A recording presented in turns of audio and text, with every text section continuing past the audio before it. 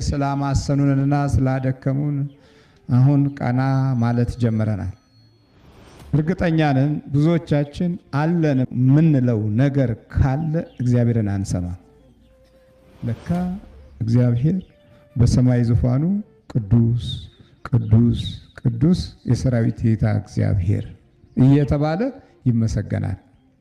እግዚአብሔር ጸባኦት እየተባለ ይመሰገናል። ግን የሚታየው ልክ እንዳልኳችሁ የኛ ሲያልቅ የእግዚአብሔር ይጀምራል።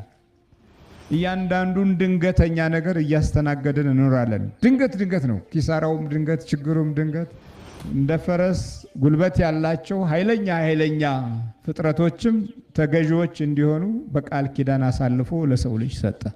ፈረስ ተናካሽ ቢሆን ምን አቅም ማና ሰው አቅም ነበር?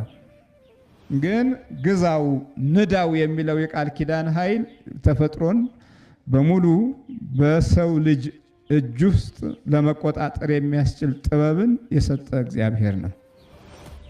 አሁን ያ እነዚህ ግዙፎቹ ተናካሽ ወይም በጣም አስፈሪ የሆኑትን በቀላል ነገር መያዝ የሚችለው የሰው ልጅ ሰው በራሱ ራሱን በራሱ አውሬ ያደረገና አሁን የሚፈራው ሰው ነው።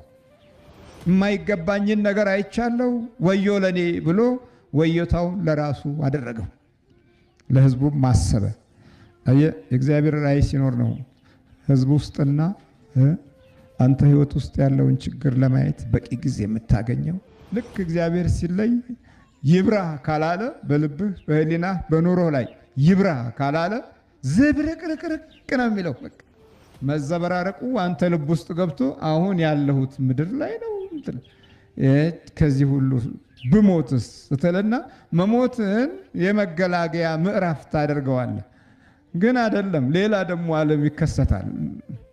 የሁለት ዓለም ነዋሪዎች ነን እኛ።